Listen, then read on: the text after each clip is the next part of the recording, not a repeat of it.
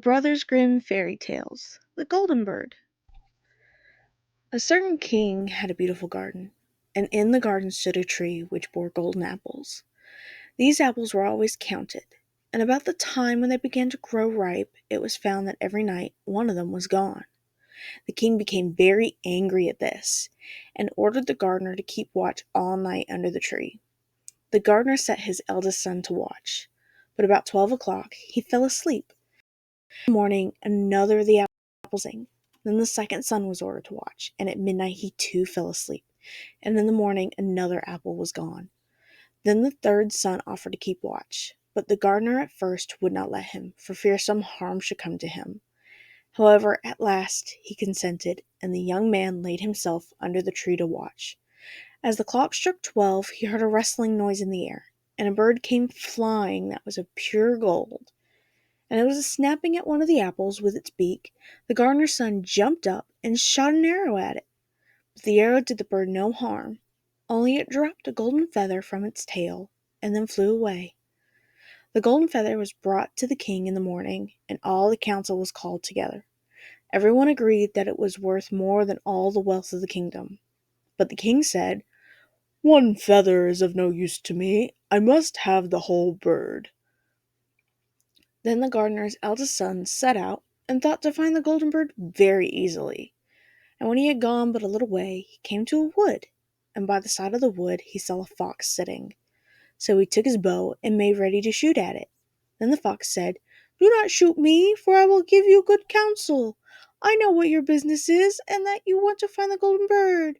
You will reach a village in the evening, and when you get there you will see two inns opposite to each other, one of which is very pleasant and beautiful to look at. Go not in there, but rest for the night in the other, though it may appear to you to be very poor and mean." But the son thought to himself, "What can such a beast as this know about the matter?" So he shot his arrow at the fox, but he missed, and it set up its tail above its back and ran into the wood. Then he went his way, and in the evening came to the village where the two inns were, and in one of these were people singing and dancing and feasting, but the other looked very dirty and poor. "I should be very silly," said he, "if I went to that shabby house and left this charming place." So he went into the smart house, and ate and drank at his ease, and forgot the bird, and his country too. Time passed on, and as the eldest son did not come back, and no tidings were heard of him, the second son set out, and the same thing happened to him. He met the fox, who gave him the good advice, but when he came to the two inns, his eldest brother was standing at the window where the merrymaking was, and he called to him to come in, and he could not withstand the temptation, but went in and forgot the golden bird and his country in the same manner. Time passed on again, and the youngest son too wished to set out into the wide world to seek for the golden bird, but his father would not listen to it for a long while, for he was very fond of his son, and was afraid that some ill luck might happen to him also, and prevent his coming back.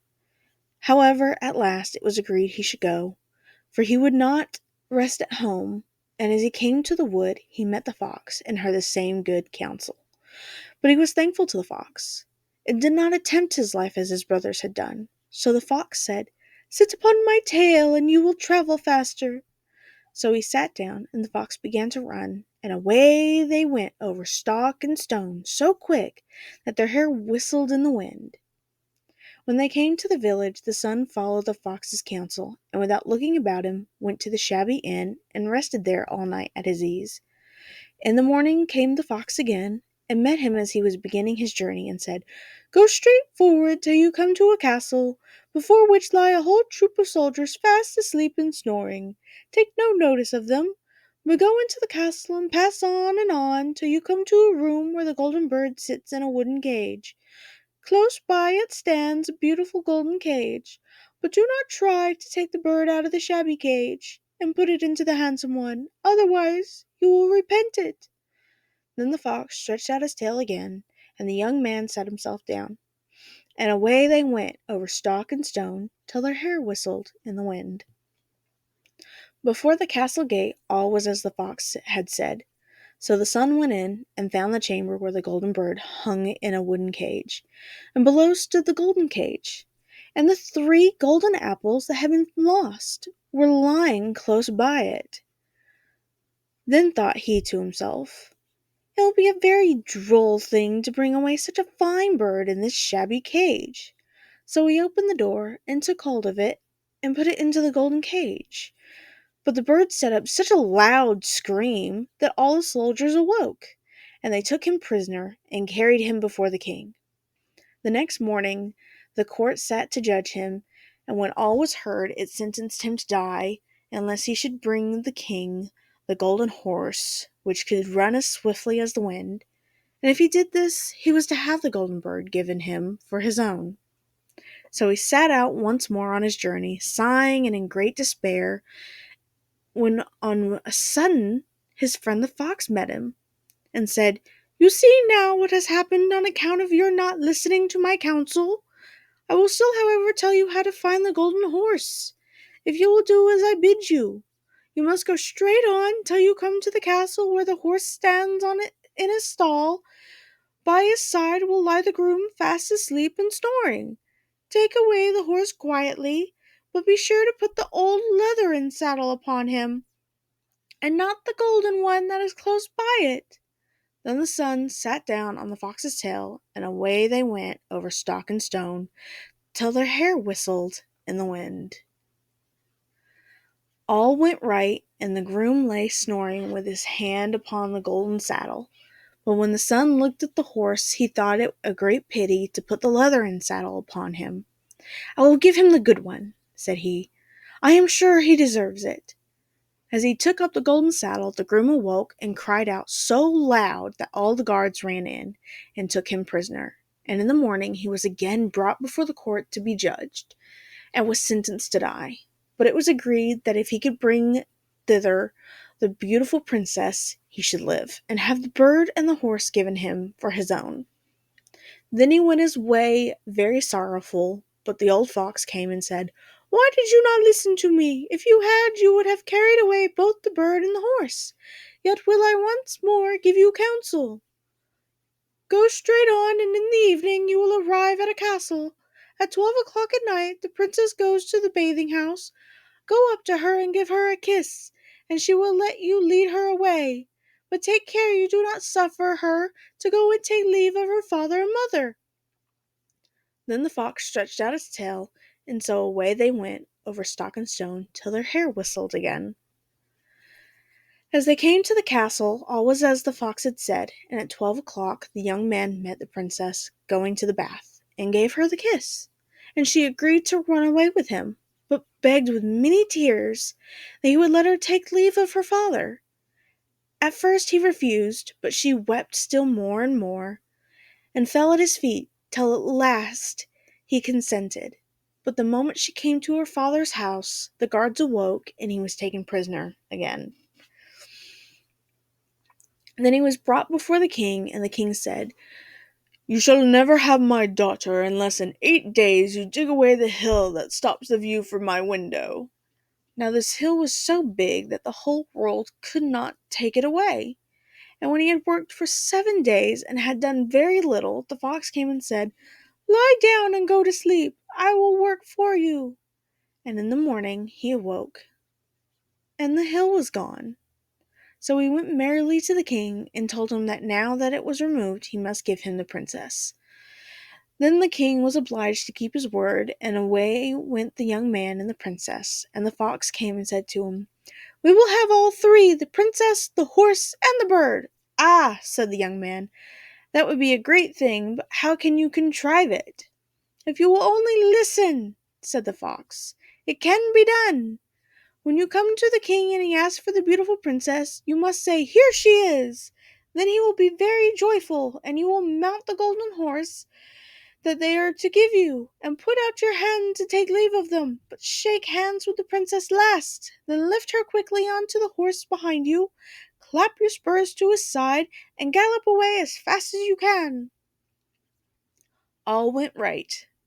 Then the fox said, "When you come to the castle where the bird is, I will stay with the princess at the door, and you will ride in and speak to the king, and when he sees that it is the right horse, he will bring out the bird. But you must sit still and say that you want to look at it to see whether it is the true golden bird. And when you get it into your hand, ride away." This too happened as the fox said. They carried off the bird, the princess mounted again, and they rode on to a great wood. Then the fox came and said, "Pray kill me, and cut off my head and my feet." But the young man refused to do it.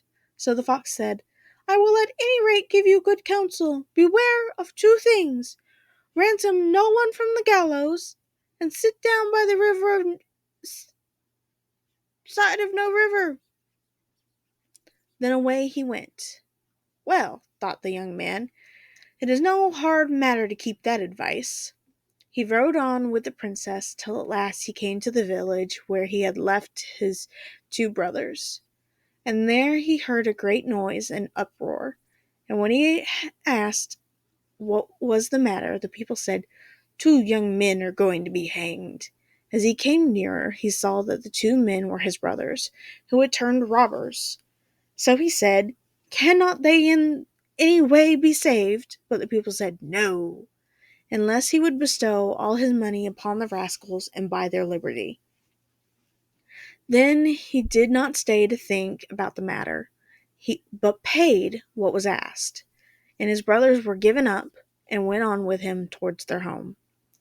And as they came to the wood where the fox first met them, it was so cool and pleasant that the two brothers said, "Let us sit down by the side of the river and rest a while, to eat and drink." So he said, "Yes," and forgot the fox's counsel, and sat down on the side of the river. And while he suspected nothing, they came behind and threw him down the bank, and took the princess, the horse, and the bird, and went home to the king their master, and said, "All this have we won by our labor." Then there was great rejoicing made, but the horse would not eat, the bird would not sing, and the princess wept. The youngest son fell to the bottom of the river's bed. Luckily it was nearly dry, but his bones were almost broken, and the bank was so steep that he could find no way to get out. Then the old fox came once more and scolded him for not following his advice. Otherwise no evil would have befallen him. "Yet," said he, "I cannot leave you here, so lay hold of my tail and hold fast." Then he pulled him out of the river and said to him as he got upon the bank, "Your brothers have set watch to kill you if they find you in the kingdom." So he dressed himself as a poor man and came secretly to the king's court, and was scarcely within the doors when the horse began to eat, and the bird to sing, and the princess left off weeping. Then he went to the king and told him all his brother's roguery, and they were seized and punished, and he had the princess given to him again, and after the king's death he was heir to his kingdom. A long while after, he went to walk one day in the wood, and the old fox met him, and besought him with tears in his eyes to kill him, and cut off his head and feet. And at last he did so, and in a moment the fox was changed into a man, and turned out to be the brother of the princess, who had lost a great many years.